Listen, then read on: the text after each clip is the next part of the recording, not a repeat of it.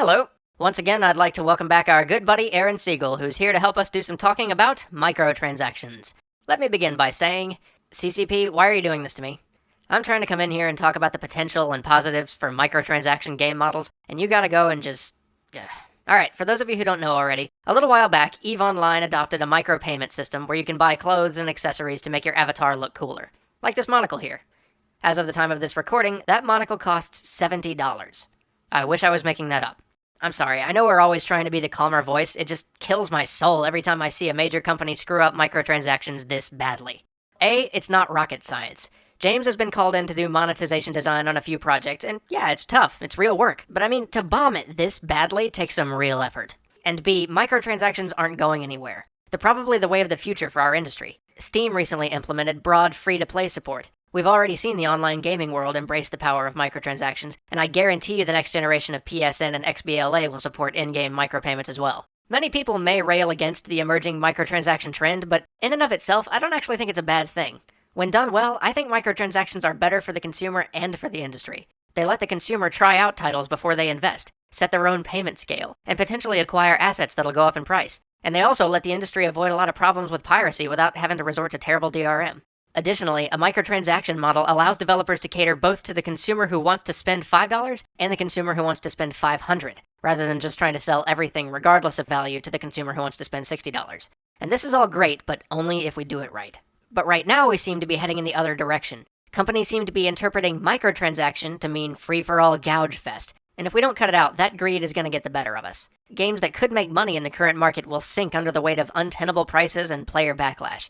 Granted, if we players keep proving that we're willing to buy $70 monocles, the industry is going to keep trying to sell them to us. That's our fault. But that's a much harder problem to fix, so let's just keep this focused on the industry for now. So, what do we need to do to make microtransactions work in games? First, let's handle the perceptual shift. I feel like I've been saying this a lot lately, but the industry needs to see players as something other than the enemy. Somebody at EA once asked James, "How many players who are not paying me do you expect me to buy bandwidth for?" James's answer was, "As many as you can get." Here's why. In a multiplayer game, players are content. We all know that no matter how good the mechanics of a game are, it's no fun to play if it's a ghost town. If you can't get a game or find players to group with, the experience withers on the vine. So if you're going to make free-to-play games, you're going to have to actually be okay with people playing it for free. After all, ask World of Warcraft players why they pay to keep playing or don't switch to a competing MMO, and the answer is often, because my friends play. We have to make playing for free actually viable in our games, and just accept some of the associated costs. Because, some of those free players may eventually decide to buy some stuff, but without them around, no one will be monetizing your game.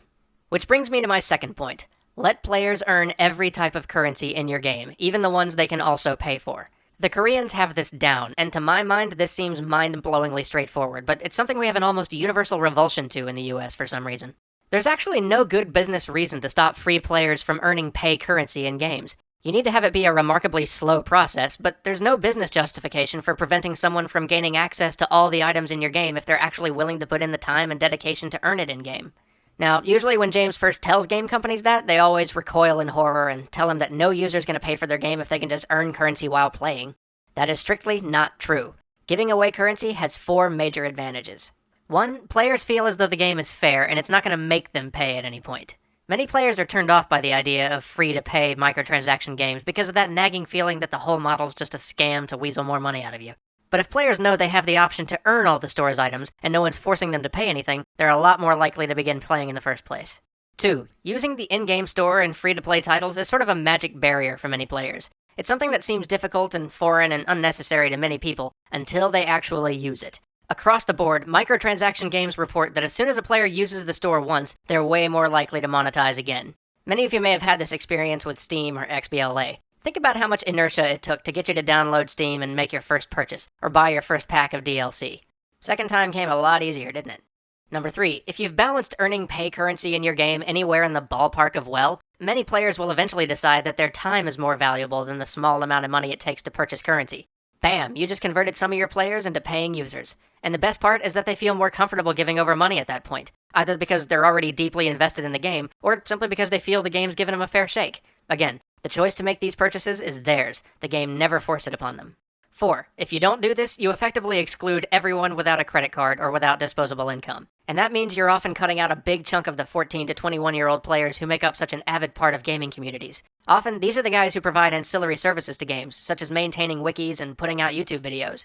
Losing these players has a big cost. Next, never sell power. This is seriously Microtrans 101, but we still seem to have this temptation to try to squeeze the maximum amount of money out of our players by selling them things which alter the balance of gameplay.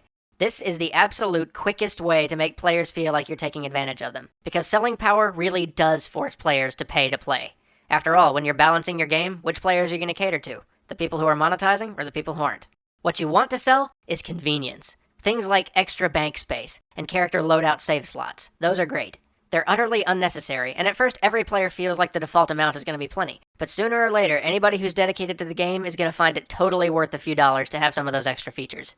Even things like selling leveling speed is okay. It's not as good as selling more supplementary perks, but it just means that players blaze through the content faster. It doesn't unbalance your game or affect any of the other players. All it does is make it more convenient for some of your players to see the later stages of your game if they choose. Just never sell power.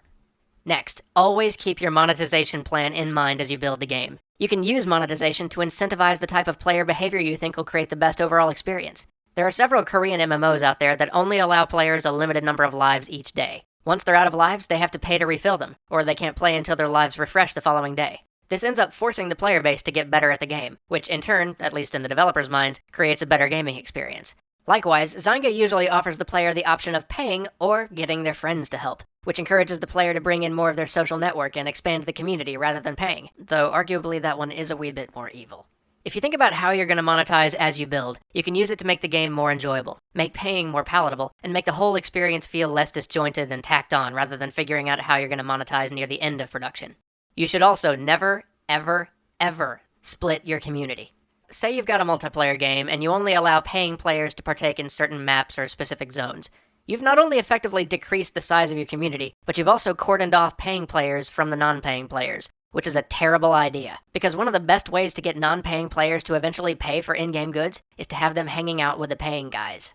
Finally, market test your prices. For God's sakes, we market test everything else. We market test the background color for our box art. Not thoroughly market testing a make or break feature like how much your items should cost is downright criminal. And yes, CCP, I'm staring at you through my monocled eye right now. And to everybody out there in industry land, no matter how good this business model looks, both in terms of earnings or even potentially better player service, just remember this. It isn't the right business model all the time. You wouldn't build an entire game and wait until the last minute to choose the input device, so don't do that with your monetization scheme either. Microtransaction games will be better if the microtransaction elements are built into the design from the ground up, rather than just being layered on top. That's the only way it's going to be better for the consumer, the developer, and the distributor. But even if this is the way that most games end up going in the future, it's still important to make sure that it's the right tool for the job. Because some games are just always going to make more sense as subscription or pay-up-front style games, and that's never going to change. Anyway, thank you, Erin, for helping us out, and thanks for watching. See you next week.